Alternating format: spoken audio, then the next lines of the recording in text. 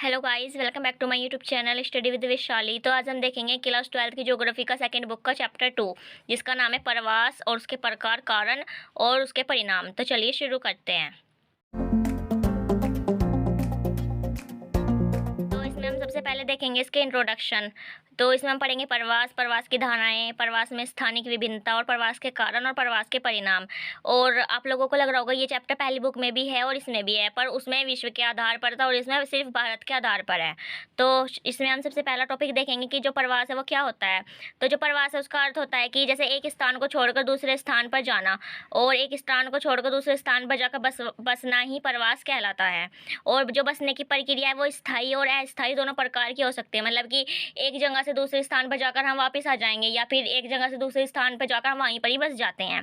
तो भारत की जो संपूर्ण जनगणना है वो 1881 में हुई थी, और जो प्रवास है उसको इस जनगणना में शामिल किया गया था। मतलब कि जैसे लोग एक जगह से दूसरी जगह पर चले जाते हैं तो उन लोगों को भी जोड़ा गया था इसमें। और जो भारत में प्रवास की गणना दो आधारों पर की जाती है, एक तो जहाँ पर जन्म हुआ उसके आधार पर, और एक जहाँ पर रहता है व्यक्ति, मतलब कि निवास करता है उसके आधार पर। और यहाँ पे दो इंपॉर्टेंट पॉइंट लिखे हैं मैंने कि जो उद्गम स्थान है तो, और मतलब या उत्प्रवास है, तो उसको हम जहाँ से हम प्रवास करते हैं उसको उत्प्रवास कहते हैं या उद्गम स्थान कहते हैं। और जहाँ पर हम प्रवासी आते हैं, मतलब कि एक जगह से गए, उसको तो हम उत्प्रवास कहेंगे, और जहाँ पर आए उसको हम कहेंगे गंतव्य स्थान। इसको अप्रवास भी कहते हैं। अब हम देखते हैं जो प्रवास है उसकी धाराएं।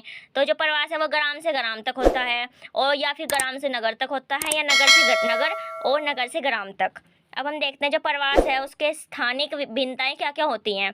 तो जैसे कि महाराष्ट्र, दिल्ली, गुजरात और हरियाणा, ये जो राज्य हैं, इसमें जो उत्तर प्रदेश, बिहार जैसे मतलब जो अन्य राज्य हैं वहाँ से लोग आते हैं इनको देखकर, क्योंकि यहाँ पर अच्छी प्रौद्योगिकी है, मतलब कि अच्छे हैं ये देश, तो यहाँ पर आकर लोग आकर बस जाते हैं। और जो प्रवासी हैं उसमें सर्वप्रथम है, मतलब कि जहाँ पर लोग ज़्यादा आकर बसना पसंद करते हैं, तो वो है जैसे कि महाराष्ट्र, दिल्ली, गुजरात। यहाँ पर काम काज के लिए आते हैं और यहीं पर ही बस जाते हैं। प्रवास के कारण, तो ये इनके दो कारण होते हैं, एक तो प्रतिकर्ष और एक है अपकर्ष। मतलब कि प्रतिकर्ष मतलब कि इनकी कमी के कारण, और अपकर्ष मतलब कि इनको आकर्षण के कारण।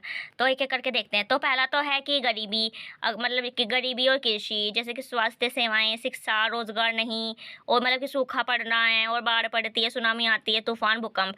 तो इनकी वजह से लोग मतलब उस जगह पे रहना पसंद नहीं करते हैं, और जिस जगह पे जाना पसंद करते हैं वहाँ पे वो लोग क्या क्या देख के जाते हैं कि वहाँ पर स्वास्थ्य सेवाएं होती हैं, शिक्षा होती है, नौकरियाँ होती हैं, व्यवसाय, काम धंधा होता है, और मतलब कि जो स्थान है वो भी रहने के लिए अच्छा रहता है, वहाँ पर भोजन वगैरह की भी कमी नहीं होती है।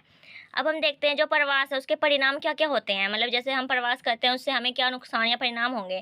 तो पहला तो है आर्थिक। तो जो प्रवासी बाहर जाकर कमाया हुआ धन अपने घर को भेजते हैं, घर वालों को, तो उस धन को हुंडी कहते हैं, और जो ये हुंडियाँ हैं वो अपने बच्चों की पढ़ाई के लिए भेजते हैं। अब है दूसरा है इसमें जननांकीय।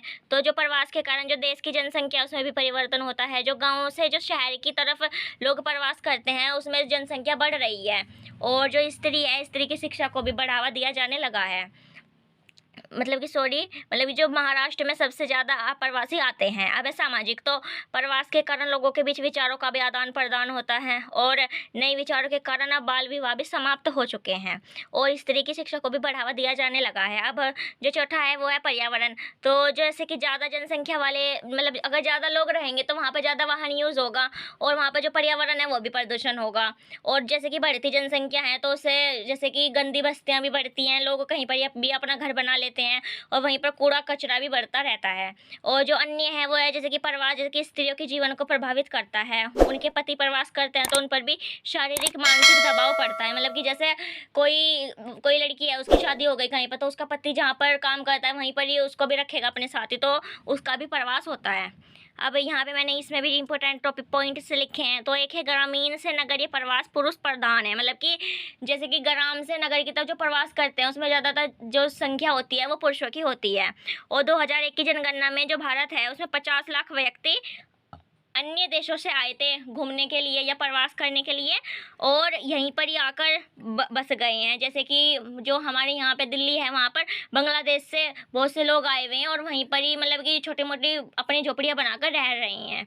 और भारत के 2 करोड़ लोग विश्व के लगभग, मतलब कि जो भारत के 2 करोड़ जितनी संख्या वाले लोग पूरे विश्व में 110 देशों में मतलब कि घूमने गए थे और वहीं पर ही बसे हुए हैं।